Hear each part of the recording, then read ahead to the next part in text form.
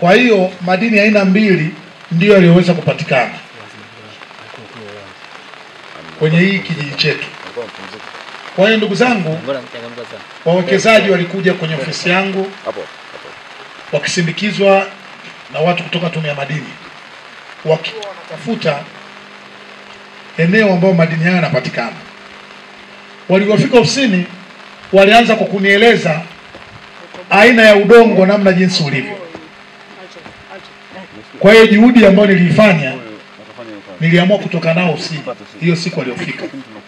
Tukaenda sehemu moja, ukiwa unaelekea Lupingu, kuna mlima pale ambao kama kuna chokai.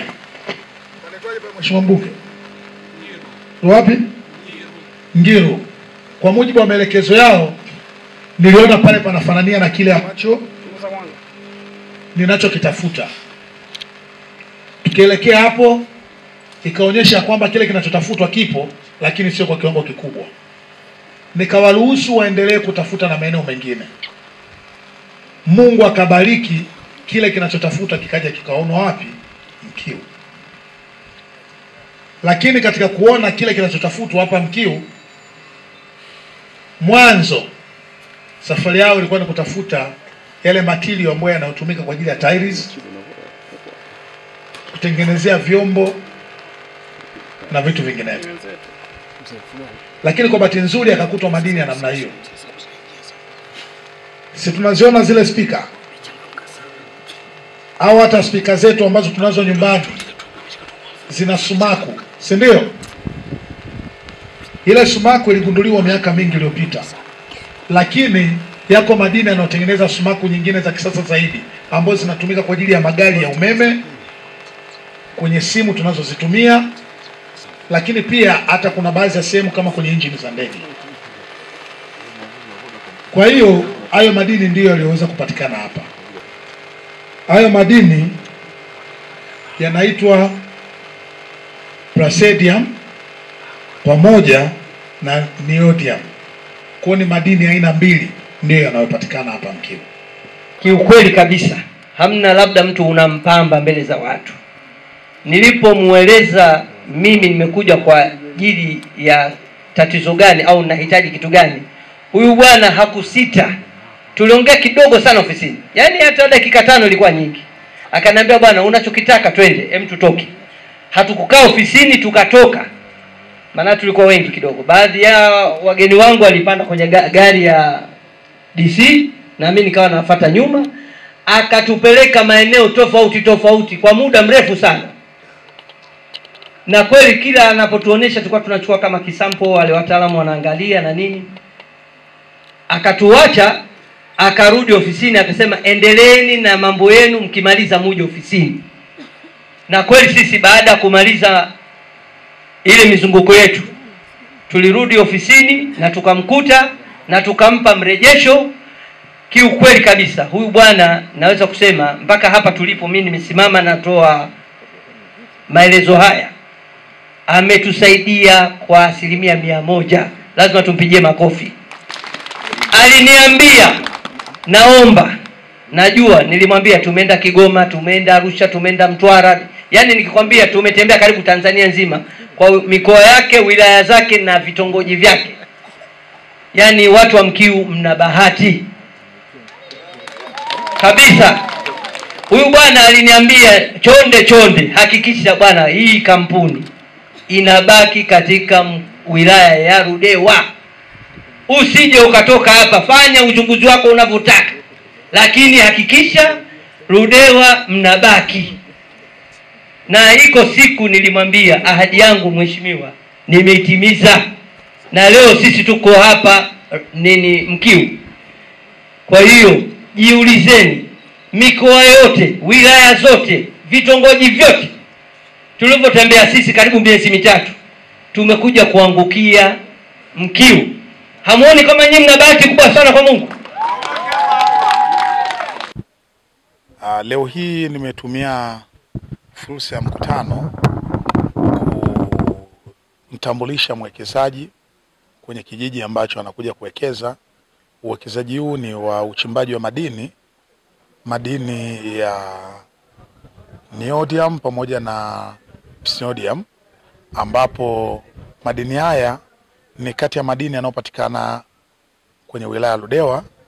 Ni madini yaliyo kwenye makundi yale yanayoitwa rare earth elements minerals, ambapo madini haya yako ya aina nyingi sana, ndio maana yanaitwa rare earth elements, ambapo kwenye madini hayo kuna madini yanatumika sana kwenye shughuli za kutengenezea sumaku, lakini pia betri, magari ya umeme, injini za ndege na vitu mbalimbali vinatumika katika kutengenezea madini haya.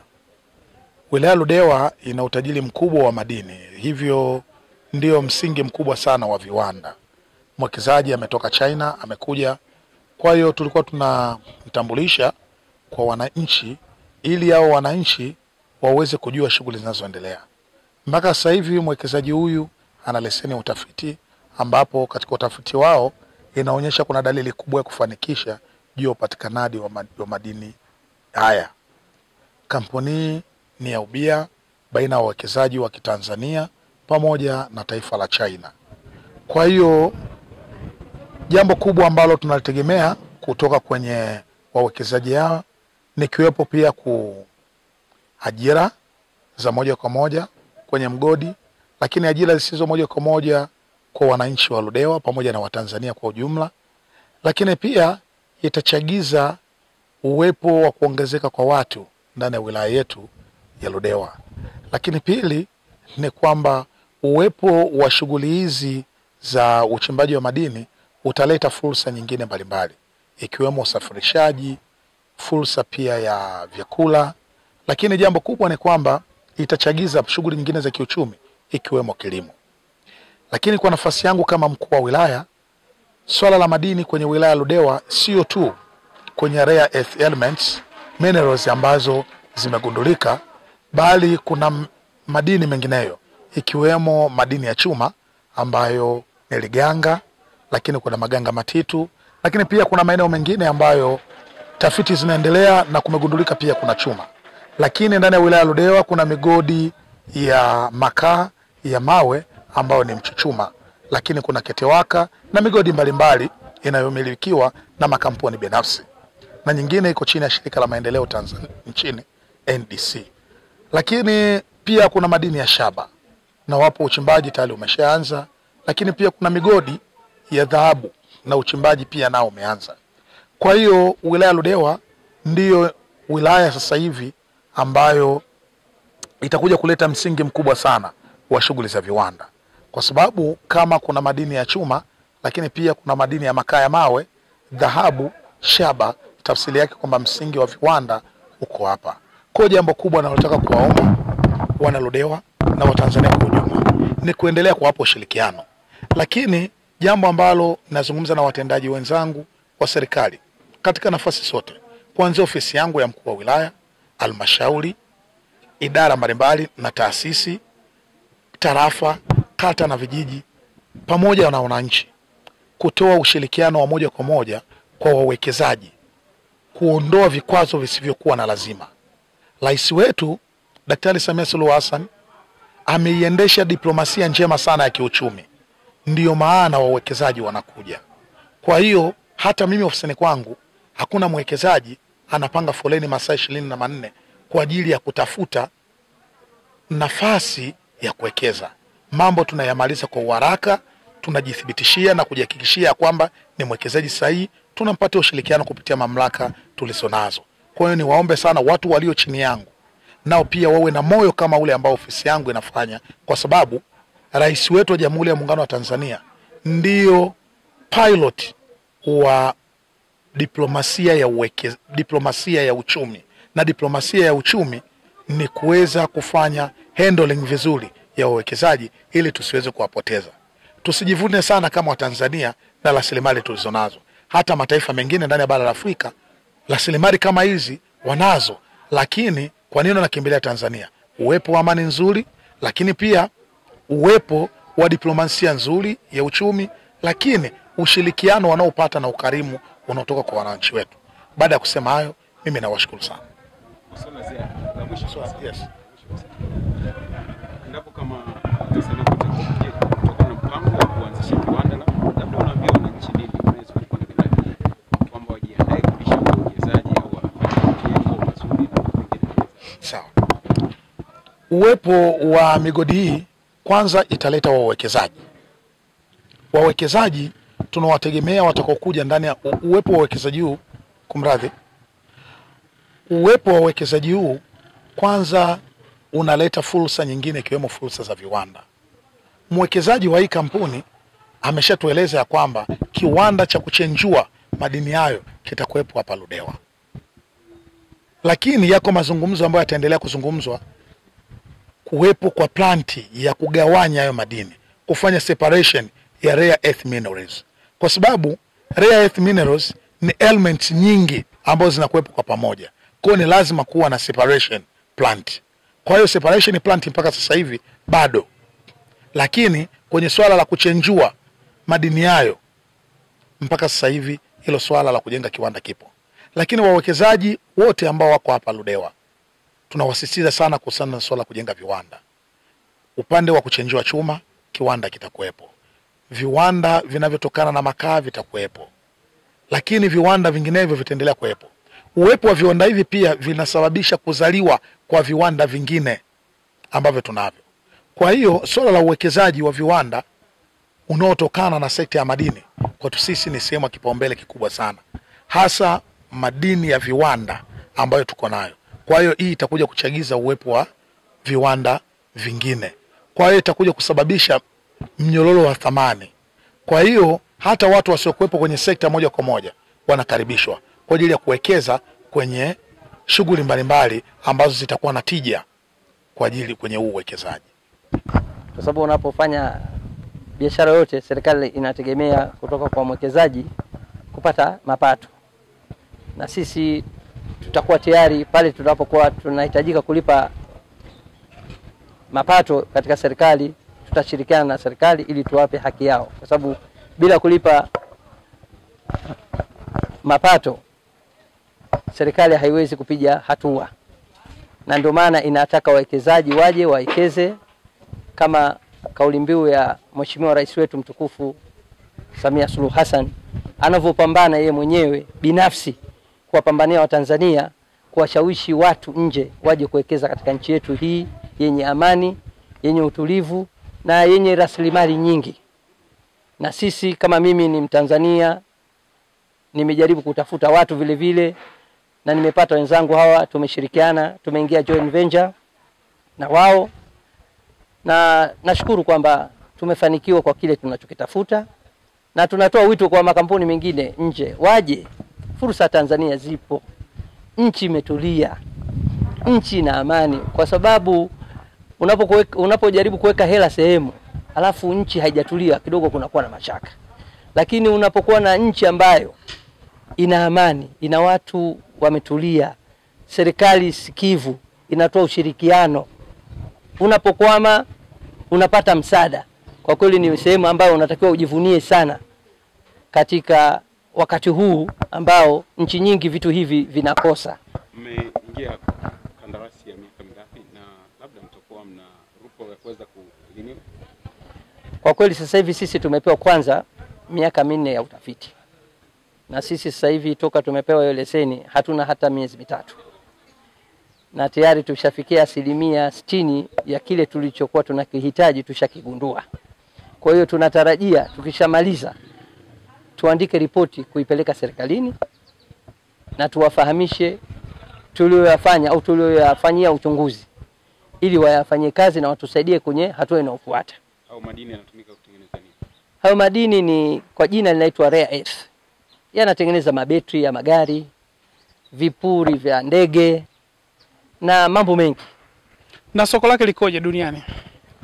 Kwa kweli soko lipo zuri na tunatarajia sana soko letu liko China, na mpaka tumefikia hatua hii na maana tunafanya mawasiliano na wale ambao au wateja wetu kuwaonyesha kwamba sisi tumefikia hatua gani, na tunatarajia as soon as possible kwamba tupate mchakato wa kupata kiwanda, tupate leseni za kuchimba na tuanze kuchimba haraka sana.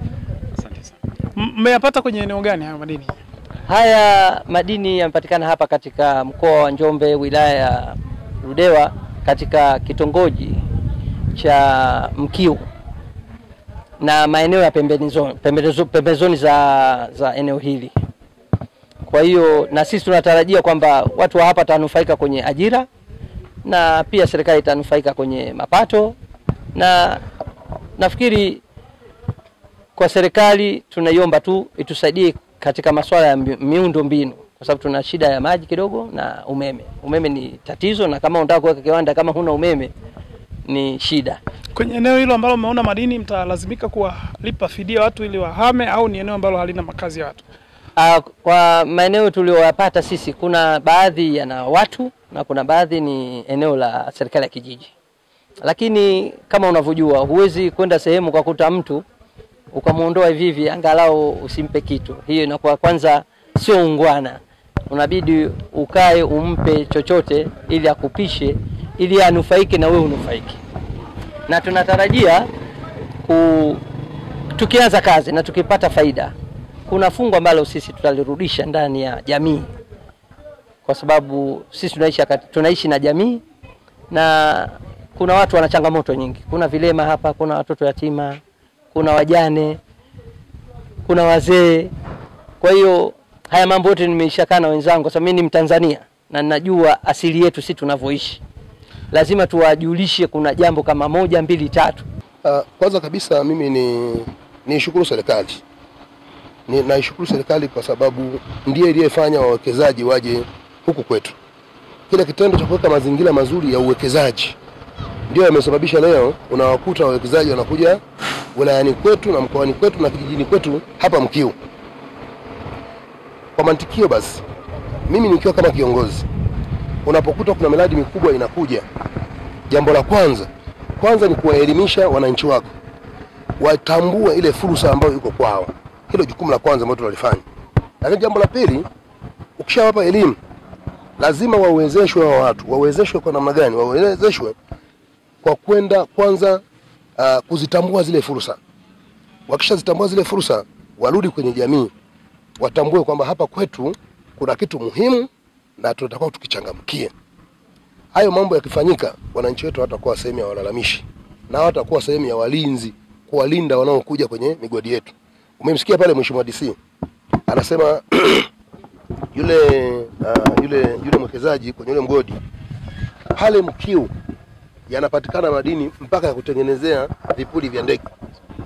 Sasa kama yanapatikana madini ya kutengenezea mpaka vipuli vya ndege, lazima ujue watu waliozaliwa kwenye ile eneo wawe na akili. Kwa akili yetu lazima tuweke vizuri.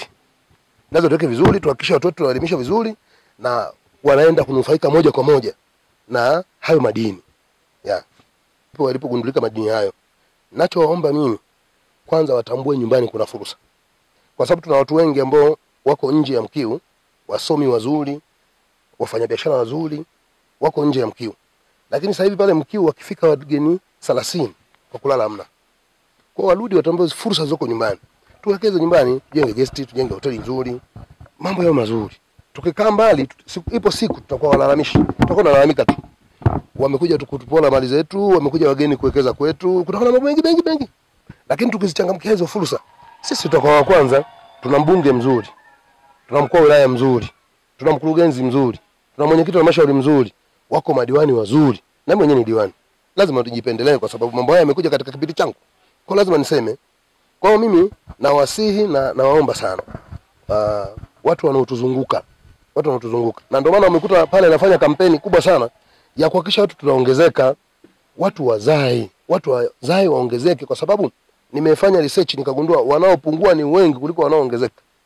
Kwa kama wanaopungua ni wengi kuliko wanaoongezeka, ni lazima tufanye kampeni ya watu waongezeke.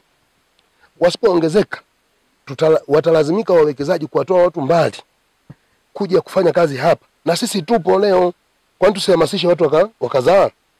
Kwa ndio maana kuta tunafanya kampeni hiyo, na mimi nimeingia mfukoni kutafuta shilingi 200 kuwawezesha wale ambao wana wajawazito, wale waliojifungua, nafanya shughuli za lishe, na tunafanya lishe, tunanunua mavyakula manini, tunafanya kwa ajili ya lishe. Watu angalau basi kuwafanya waone viongozi wapo na watambue umuhimu kwamba mimi dhambi zangu zitakuwa zimeisha, kwa sababu nitakuwa nimetimiza wajibu wangu.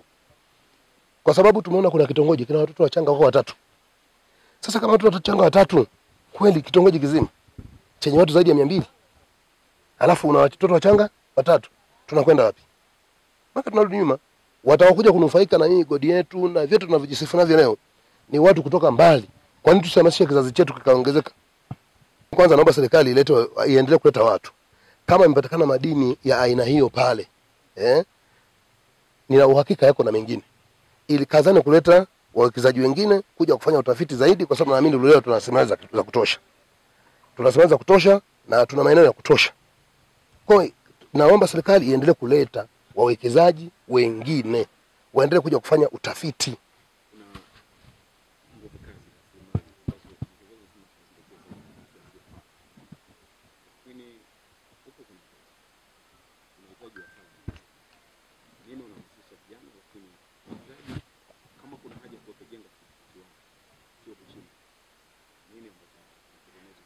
Kwanza wakati wanakuja tu tuliwaambia, mkishamaliza utafiti wenu tunataka kiwanda kiwepo hapa. Kiwanda kiwepo hapa. Na tumeanza kuhamasisha vijana, nendeni mkasome masuala ya mining, masuala ya madini, na kwa sababu vitu viko kwenu, yani madini yako kwenu, alafu nyinyi hakuna wataalamu wa madini. Mwisho wa siku ajira hazitakuwa hapa, zitakuwa mbali. Kwa tumehamasisha na tunaendelea kuhamasisha. Kwanza viwanda viwepo hapa. Sisi hatutaki tubaki na mashimo alafu hatuna kitu chochote. Viwanda viwepo hapa, vijengwe hapa, uchumi ukue hapa. Uanze kukua kwanza hapa, alafu uende sehemu nyingine. Lazima ujue kanuni za mwanadamu. Unataka kuanza kujijali kwanza wewe. Kwanza mshukuru Mungu, ujijali wewe, alafu ujali familia yako, ujali wanaokuzunguka. Kwa hapa kwanza ambako madini na migodi upo. Hapa kwanza. Kwa ndio bala unakuta nahamasisha watu wanaoishi nje ya Mkiu, nje ya Rubonde, warudi huku nyumbani. Fursa zipo na nyumbani kumenoka. Kwanza kabisa mimi nishukuru serikali. Naishukuru serikali kwa sababu ndiye iliyefanya wawekezaji waje huku kwetu. Kila kitendo cha kuweka mazingira mazuri ya uwekezaji ndio yamesababisha leo unawakuta wawekezaji wanakuja wilayani kwetu na mkoani kwetu na kijijini kwetu hapa Mkiu. Kwa mantikio basi, mimi nikiwa kama kiongozi, unapokuta kuna miradi mikubwa inakuja, jambo la kwanza ni kuwaelimisha wananchi wako. Watambue ile fursa ambayo iko kwao. Hilo jukumu la kwanza ambalo tunalifanya. Lakini jambo la pili, ukishawapa elimu, lazima wawezeshwe wa watu. Wawezeshwe kwa namna gani? Wawezeshwe kwa kwenda kwanza kuzitambua zile fursa. Wakishazitambua zile fursa, warudi kwenye jamii. Watambue kwamba hapa kwetu kuna kitu muhimu na tunatakiwa tukichangamkie. Hayo mambo yakifanyika, wananchi wetu watakuwa sehemu ya walalamishi na watakuwa sehemu ya walinzi, kuwalinda wanaokuja kwenye migodi yetu.